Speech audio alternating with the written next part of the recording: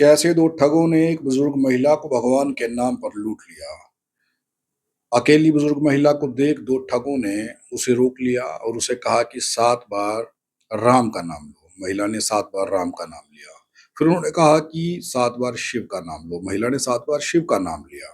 उसके बाद वो महिला को कहते हैं कि तुम्हारे घर में तुम्हारे बेटों के ऊपर कोई आपदा आने वाली है, कोई नुकसान हो सकता है तुम्हारे घर में। महिला तो माँ थी, माँ डर गई, तो उनकी बातों में वो धीरे-धीरे फँसती गई। ठगों ने अगली चाल चली। उन्होंने कहा कि इसके लिए एक छोटी-सी पूजा करनी होगी, जिसके लिए सोना, थोड़ा-सा सोना, थोड़ी-सी चांदी और थोड़ी-सी पीतल चाहिए। महिला ने कहा कि ये सब मैं कहाँ से लाऊँ? तो उन्होंने कहा कि हाथ आगे रखो। महिला ने हाथ आगे रखा। उस महिला के हाथ के ऊपर उन्होंने 500 का नोट रख दिया। नोट रखते ही उन्होंने फूँक मारी। फूँक मारते ही महिला जो है उनके वश में हो गई, या फिर कह सकते हैं कि हिप्नोटाइज़ कर लिया गया उसे।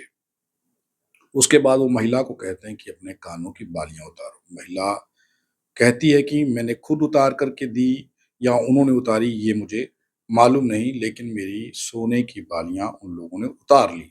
मुझे वो कहते हैं कि जाइए, जाकर के एक पत्ता लेकर के आइए। मैं पत्ता लेने के लिए जैसे ही जाती हूँ, लौट कर के वापस देखती हूँ, तो वो लोग वहाँ से रफू-चक्कर हो चुके थे। बताया जा रहा है कि ये जो 2 लोग थे, ये बता रहे थे कि ये हरिद्वार से आए हैं। ये लोग कोई साधु नहीं थे। ये लोग सिंपल एक आम आदमी की तरह कपड़े इन लोगों ने पहन रखे थे, और इनकी भाषा, वो महिला बताती हैं, सुनीता देवी, कि इनकी भाषा जो है वो जम्मू की तो बिल्कुल भी नहीं थी। ये अपने आप को हरिद्वार से आया हुआ बता रहे थे। उसके बाद जब महिला को थोड़ा-सा होश आता है, तो उसे लगता है कि उसकी सोने की बालियाँ कहाँ चली गई। तो वो तुरंत अपने घर जाती है, जाकर के अपने बेटे को बताती है कि मेरी बालियाँ किसी ने मेरे से छीन ली हैं, लूट ली हैं। तो उसका बेटा आनन-फानन में स्कूटी लेकर के घर से बाहर निकलता है, पूरे मोहल्ले को छानता है और ढूँढता है कि वो लोग शायद पकड़े जाएँ, लेकिन वो लोग रफू-चक्कर हो चुके थे। उसके बाद वो जिस जगह पर महिला को रोका गया था उन लोगों द्वारा, उस जगह पर पहुँचते हैं और आस-पास की दुकानों की सीसीटीवी फुटेज चेक करने लगते हैं। एक कैमरा में वो फुटेज कैद हो जाती है, जिसमें वो ठग इस महिला को ठग रहे थे भगवान के नाम पर, उनके बेटों के ऊपर जो आपदा आने वाली थी, उसे बचाने के नाम पर। तो महिला तो घर से दूध लेने के लिए गई थी, लेकिन उसकी सोने की बालियाँ उससे लूट ली गई थी। अब महिला और उसका बेटा जो है वो वहाँ पर पहुँचते हैं, सीसीटीवी फुटेज में देखते हैं, तो क्या दिखता है? 2 लोग हैं जो महिला के साथ खड़े हैं और महिला को अपनी बातों में फँसा रहे हैं। फँसा कर के उसकी सोने की बालियाँ उससे लेकर के वो रफू-चक्कर कैसे होते हैं? ये सोचने वाली बात है। वो दोनों लोग अकेले नहीं थे, उनके साथ 2 लोग और थे। एक तरफ एक व्यक्ति बाइक लेकर के खड़ा है और एक दूसरी ओर व्यक्ति बाइक लेकर के खड़ा है। तो ये दोनों लोग जैसे ही उस महिला की कान की बालियाँ सोने की उससे लेते हैं, किसी तरीके से ठगते हैं उससे।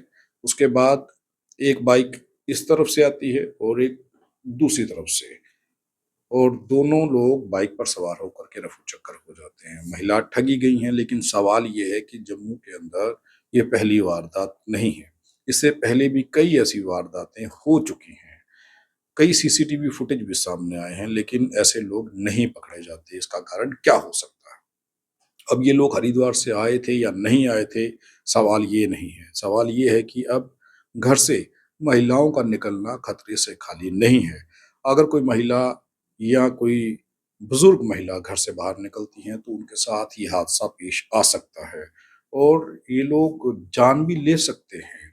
अगर कोई इनका विरोध करे, तो शायद ये उस पर अटैक भी कर दें, क्योंकि ये सिर्फ़ 1 या 2 लोग नहीं, ये पूरे ग्रुप में होते हैं। इनका पूरा गैंग होता है, जो तस्वीर में आप देख पा रहे होंगे कि ये 2 लोग पहले महिला को बहलाते, फुसलाते हैं, अपनी बातों में फँसाते हैं, उसको हिप्नोटाइज़ करते हैं। उसके बाद उसकी सोने की बालियाँ लेकर के जब रफू-चक्कर होते हैं, तो 2 लोग और बाइक पर सवार वहाँ पर खड़े रहते हैं।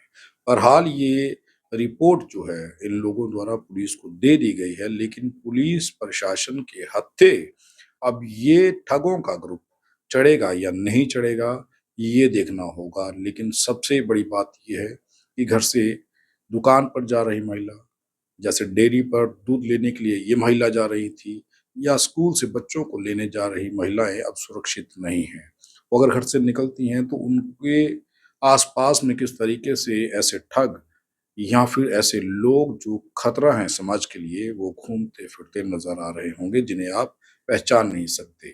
और वो किस वारदात को कब अंजाम दे दें और किस तरीके से किसी को लूट करके रफू-चक्कर हो जाए, ये भी कोई बड़ी बात नहीं है। क्योंकि पहले कई ऐसे मामले सामने आ चुके हैं, कई ऐसी वारदात देखने के लिए मिली हैं जिनमें ऐसी घटनाएँ हुई हैं, लेकिन ऐसे लोग पुलिस के हत्थे नहीं चढ़ते।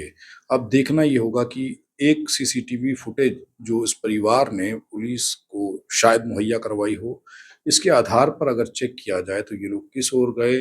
क्या ये पकड़े जाएँगे, पुलिस इन्हें पकड़ पाएगी या पुलिस की पकड़ से ये बच कर के भाग जाएँगे? ये एक बहुत बड़ा सवाल है। लेकिन फिर से अब आप लोगों को खुद सतर्क रहना होगा। ये कहना ज़रूरी है कि आप लोगों को खुद सतर्क रहना होगा, क्योंकि महिलाएँ इन लोगों के टारगेट पे हैं, इनके निशाने पे हैं और पहले कितनी महिलाओं को ये इसी तरीके से लूट चुके होंगे, जिस तरीके से इस बुज़ुर्ग महिला सुनीता को लूटा है, इससे पहले कितनी महिलाओं को लूट चुके होंगे, इसका सही आंकड़ा दे पाना थोड़ा मुश्किल है, लेकिन जिस तरीके से ये इन्होंने खुलेआम बीच बाज़ार में ये सब कुछ किया है, तो यहाँ से लगता है कि ये प्रोफ़ेशनल हैं और पहले भी ऐसी कई वारदातों को अंजाम दे चुके होंगे और आगे भी कई वारदातों को अंजाम देने की फिराक में होंगे। हो सकता है कि जम्मू के ही कई अलग-अलग इलाकों में इन्होंने ऐसी कई वारदातों को अंजाम दिया हो। पुलिस को चाहिए कि अब इनकी जाँच-पड़ताल शुरू करे, अन्यथा ये किसी और महिला को लूट सकते हैं, ठग सकते हैं और किसी बड़े क्राइम को अगर कोई इनका विरोध करे तो शायद ये उनके ऊपर हमला भी कर सकते हैं। बहरहाल पुलिस के पास ये मामला पहुँच चुका है और पुलिस अब इस मामले की छानबीन कर रही है। देखना अब ये होगा कि इस मामले में से निकल कर के क्या सामने